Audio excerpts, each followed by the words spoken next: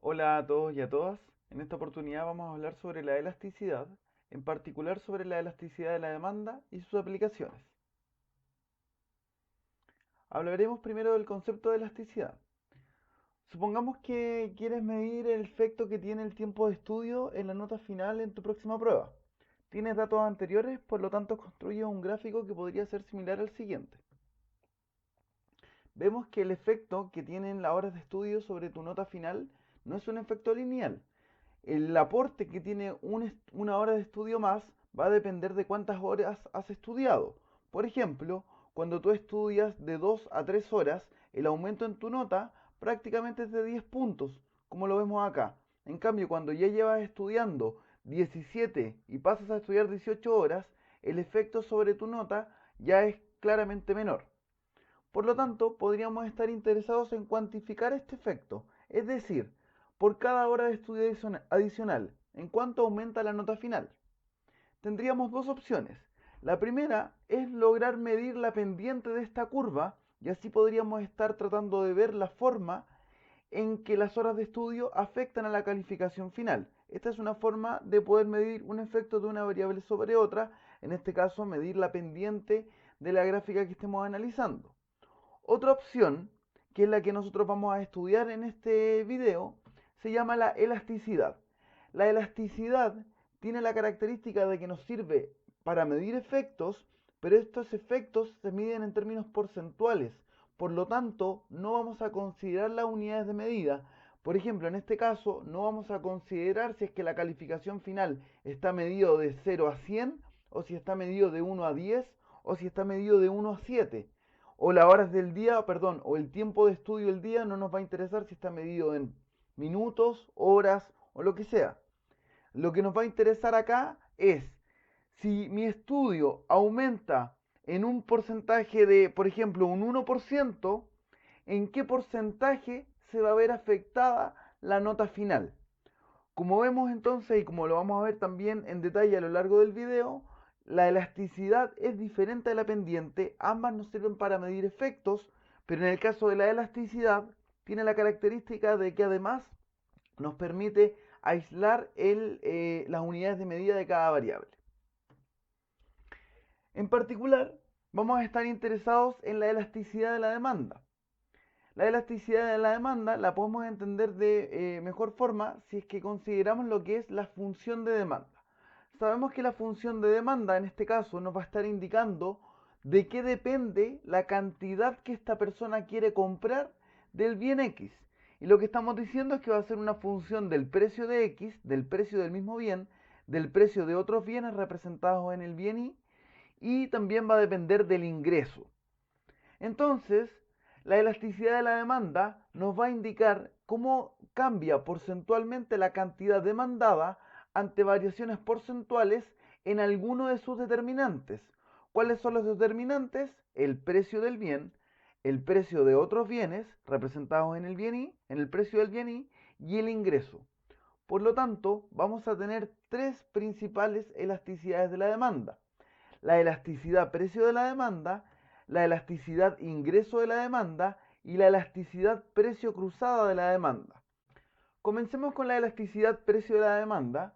Esta elasticidad nos va a indicar cómo cambia porcentualmente la cantidad demandada ante variaciones porcentuales en el precio del bien.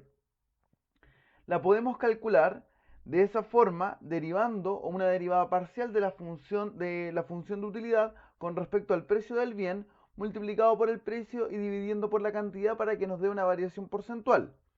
También la podemos interpretar simplemente como la variación porcentual que enfrenta la cantidad demandada ante variaciones porcentuales en el precio del bien. En sí, la elasticidad nos va a estar indicando cómo reacciona, con qué sensibilidad reacciona la cantidad demandada ante variaciones porcentuales en el precio del bien. Por lo tanto, esta forma también nos sirve para interpretar la elasticidad. Y por último, tenemos una forma más discreta para calcular la elasticidad. Una vez que tengamos dos puntos, dos cantidades y dos precios, podemos calcular la elasticidad precio de la demanda de esta manera. Para todas las elasticidades nos va a interesar calcular el signo que va a tener esa elasticidad. Para el caso de la elasticidad precio de la demanda, Para evaluar el signo, sabemos que tanto un precio como una cantidad van a ser positivos, así que toda esta fracción de acá es positiva. Lo que tenemos acá en la otra fracción, tenemos la pendiente de la curva de demanda. Como sabemos en términos generales, la pendiente de la curva de demanda es negativa, ya excepto para el caso de los bienes Giffen, que para este video los vamos a dejar aparte. Así que vamos a suponer que esta pendiente siempre es negativa, por lo tanto todo el valor de la elasticidad precio de la demanda va a ser negativa. Ahora, como siempre va a ser negativa para el caso general, normalmente nosotros la colocamos en valor absoluto. Clasifiquemos la elasticidad dependiendo de los valores que tiene. Supongamos primero que nos da un valor igual a 1 la elasticidad, independiente del método que utilicemos para calcularla, que los tres métodos nos debiese dar exactamente el mismo valor. Supongamos que nos da un valor igual a 1. Cuando la elasticidad precio de la demanda sea igual a 1, le llamamos elasticidad unitaria o curva de demanda con elasticidad unitaria. En este caso, por ejemplo, supongamos que la Coca-Cola aumenta de precio en un 10%. Ante este cambio en el precio, se observa que los consumidores bajaron su consumo exactamente en un 10%. Es decir, cómo reacciona la cantidad demandada ante variaciones porcentuales en el precio. Cuando tenemos elasticidad unitaria, está reaccionando exactamente en el mismo porcentaje. El precio del bien aumenta en un 10% y la cantidad demandada disminuye en un 10%. Los efectos son contrarios y por lo tanto el signo es negativo, pero como lo estamos considerando valor absoluto, lo colocamos como un valor de 1. Entonces, en este caso, cuando la elasticidad precio de la demanda sea igual a 1, hablamos de elasticidad unitaria. Podemos tener otro caso, es un caso más extremo, cuando hablamos de una curva de demanda perfectamente inelástica. En esta situación, no hay ningún tipo de reacción de la cantidad demandada ante variaciones en el precio. El precio puede aumentar o disminuir en un porcentaje cualquiera y la cantidad demandada no se va a mover. Por lo tanto, de esa forma, hacemos que esta fracción nos dé igual a 0. En este caso, cuando hablamos de perfectamente inelástica, nos estamos refiriendo a una situación donde no hay reacción de la cantidad demandada ante variaciones en el precio. El caso contrario, cuando hablemos de una curva de demanda perfectamente elástica, nos vamos a estar refiriendo a una situación donde existe una completa reacción. El precio se modifica un poco y el consumidor cambia completamente sus preferencias o cambia completamente el consumo del bien X. Aquí decimos que hay una curva de demanda perfectamente elástica y nos referimos que hay una sensibilidad o una reacción extremadamente alta ante las variaciones en el precio. Otras situaciones intermedias que son un poco más realistas, por ejemplo, cuando la elasticidad precio de la demanda se encuentra entre 0 y 1, vamos a decir que tenemos una curva de demanda inelástica. En esta situación, como hablamos de que la elasticidad se refiere a la sensibilidad de la cantidad demandada ante variaciones en el precio, cuando hablamos de una curva de demanda inelástica estamos hablando de que no tiene mucha sensibilidad. Veamos un ejemplo. Supongamos entonces que la Coca-Cola aumenta en un 10% su precio.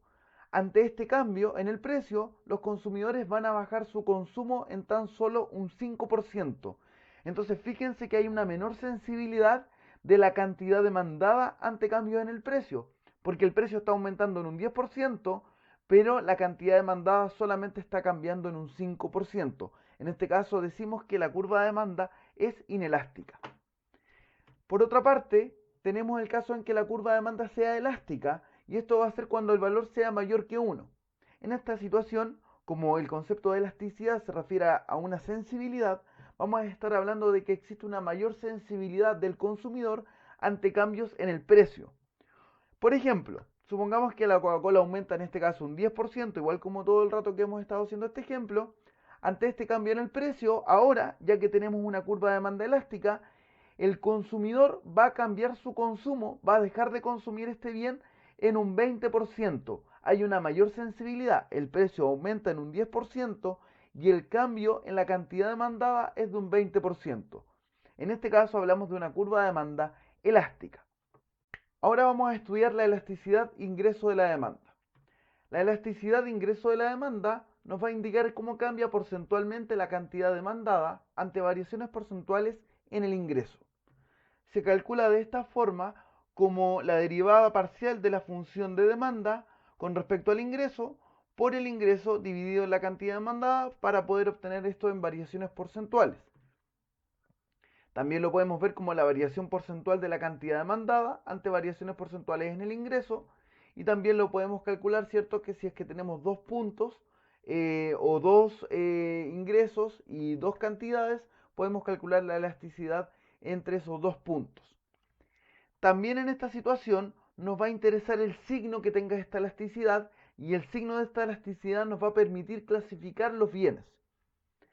Como vemos acá, tenemos el ingreso y tenemos una cantidad, ambos son positivos, y lo que tenemos acá a la izquierda, en esta fracción, tenemos la pendiente de la curva de Engel. La curva de Engel es la curva que relaciona el ingreso con la cantidad demandada de este bien. Cuando, dependiendo del signo que tengamos, por ejemplo, si esto es mayor que cero, si la pendiente de la curva de Engel es mayor que cero y por lo tanto toda la elasticidad va a terminar teniendo un valor mayor que cero, vamos a estar hablando de que el bien X es un bien normal. Y por lo tanto la curva de Engel va a tender a tener pendiente positiva. Un bien normal es un bien que cuando aumenta el ingreso, aumenta la cantidad demandada. O que cuando disminuye el ingreso, disminuye la cantidad demandada. Eso estamos hablando de un bien normal. Tiene una relación positiva entre ingreso y cantidad demandada. Ahora, resulta que si esta pendiente es negativa, la pendiente de la curva de Engel es negativa, toda la elasticidad de ingreso de la demanda va a tener un valor menor que cero. Y en esa situación hablamos de un bien inferior. Un bien inferior ocurre cuando aumenta, un bien inferior tiene la característica de que cuando aumenta el ingreso, ahora disminuye la cantidad demandada. Ahora yo tengo más ingreso y quiero comprar menos de ese bien. O tengo un mayor nivel de ingresos y yo decido comprar menos de ese bien. Ya, en ambas situaciones, ya sea que aumentemos el ingreso y queramos comprar menos o disminuya mi ingreso y queremos comprar más, en ambas situaciones nos estamos refiriendo a un bien inferior, cuando la relación que existe entre cantidad demandada e ingreso sea una relación negativa. Y puede ocurrir que tengamos un bien o que esta derivada parcial nos dé igual a cero, cuando no exista una relación entre la cantidad y el ingreso. En esa situación decimos que tenemos un bien independiente. Lo colocamos entre comillas porque sabemos muy bien que no existe un bien que sea absolutamente independiente, porque siempre va a depender un poco del ingreso que tengamos para consumir cierto tipo de bienes. Pero en esta situación, la curva de Engel, en el caso que tengamos un bien independiente, se debiese ver de esa forma. Es decir, la cantidad demandada que nosotros vamos a comprar de este bien va a ser independiente del nivel de ingreso que tengamos. Y en esta situación tenemos nuestra curva de Engel que va a ser completamente vertical.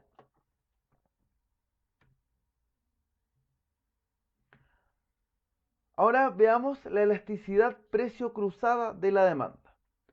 La elasticidad precio cruzada de la demanda nos va a indicar cómo cambia porcentualmente la cantidad demandada ante variaciones porcentuales en el precio de otro bien.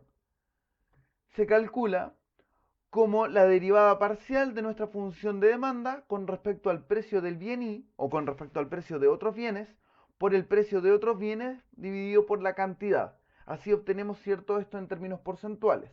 También lo podemos calcular como la variación porcentual en la cantidad demandada de X ante variaciones porcentuales en el precio de otros bienes. Y también si tenemos dos puntos, podemos calcular la elasticidad precio cruzada de esta manera. Al igual que en todas las elasticidades que hemos visto hasta el momento, nos va a interesar el signo de esta elasticidad. Acá tenemos un precio que va a ser positivo, una cantidad que va a ser positiva, por lo tanto todo va a depender de lo que tengamos acá.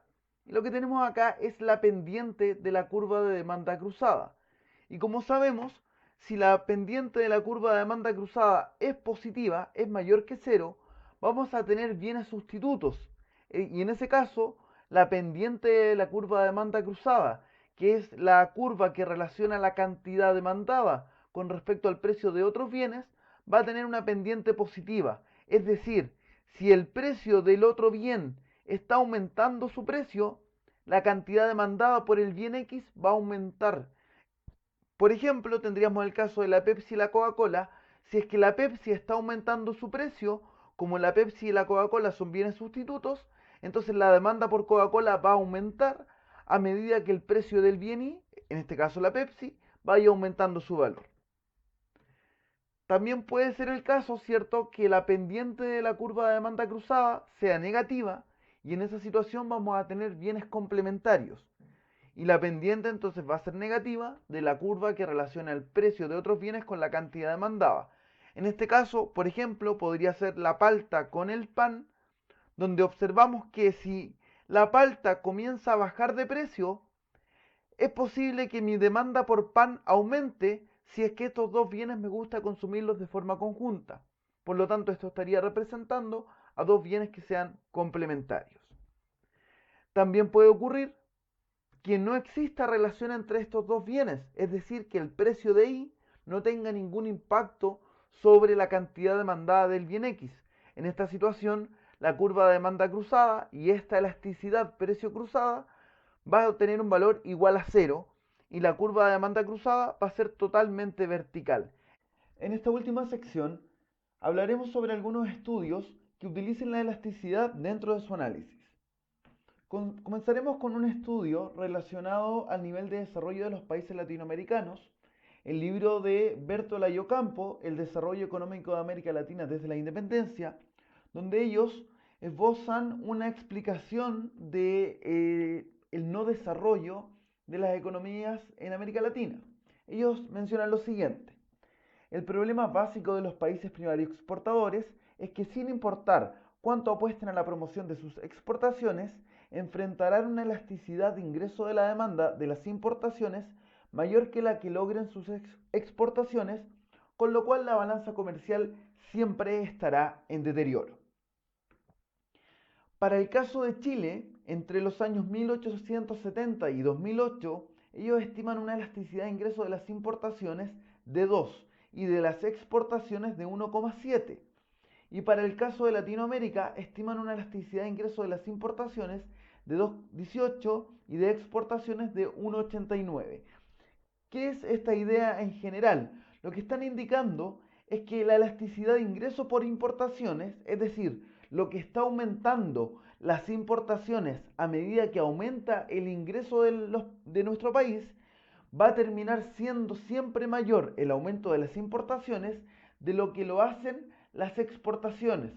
Por lo cual nuestra balanza comercial, que en términos resumidos podemos decir que es la diferencia entre lo que exportamos y lo que importamos, siempre va a terminar siendo un valor negativo para los países que se caracterizan por ser primarios exportadores. Y lo que ellos concluyen, que tanto para América Latina como para Chile y otros países, en promedio durante estos años se genera esa tendencia, lo cual estaría afectando de forma negativa el desarrollo económico de estas economías. Otra aplicación es con respecto a la demanda por energía eléctrica, estudiando si es inelástica o no y cómo se relaciona esa elasticidad con respecto a otros bienes. Para eso tenemos el estudio de Agostini, Plotier y Saavedra, donde ellos estudian la demanda residencial por energía eléctrica en Chile.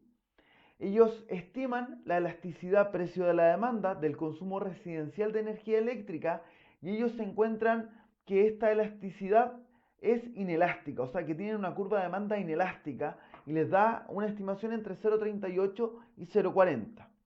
Además estudian cómo es la elasticidad precio cruzada con respecto al gas licuado y ellos encuentran que son bienes sustitutos y que el grado de sustitución da entre 0,14 y 0,16, lo cual es bastante bajo, pero ellos consideran que hay cierto grado de sustitución para el caso de la energía eléctrica. Otro estudio analiza la elasticidad de la demanda de autopistas interurbanas en Chile. Es el estudio de Sanz Lobos, donde el estudio se llama La elasticidad precio de la demanda por autopistas interurbanas en Chile. Sus resultados son los siguientes, están expresados en esa tabla, y donde lo principal que ellos tratan de evaluar es si es que qué efecto es más relevante para desincentivar el uso del automóvil. Ellos preguntan, ¿es más recomendable subir el precio de los combustibles o subir el precio de las autopistas interurbanas?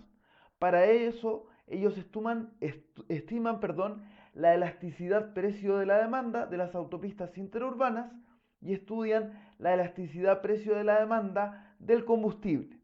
Y lo que se encuentra es que los consumidores son más sensibles ante la variación en el precio de los combustibles que ante la variación en el precio de las autopistas interurbanas. Esta conclusión puede ser utilizada también para las políticas públicas. Y en esta situación también estiman la elasticidad de ingreso y encuentran que la elasticidad de ingreso termina siendo un bien normal, ¿cierto?, para el caso de los automóviles y también para el caso de los camiones, ya que este valor nos da mayor que cero. Y una última aplicación que vamos a ver es que también la elasticidad nos puede servir para estudiar la diferencia salarial entre hombres y mujeres. Una de las posibles explicaciones de la diferencia salarial entre hombres y mujeres, a las cuales llega este estudio, que intenta estimar la curva de oferta de trabajo tanto de hombres y de mujeres, encuentran que la elasticidad de la curva de oferta de trabajo de las mujeres es la mitad de los hombres, con lo cual concluyen que las mujeres tienen una menor capacidad de reaccionar ante variaciones en el salario. Y esto se podría explicar, ¿cierto?, por la discriminación que enfrentan las mujeres en el mercado laboral. Con esto hemos terminado nuestras aplicaciones y nuestro estudio de la elasticidad. Espero les haya servido y a continuación les dejo las referencias bibliográficas utilizadas en este video. Saludos y nos vemos en otro video.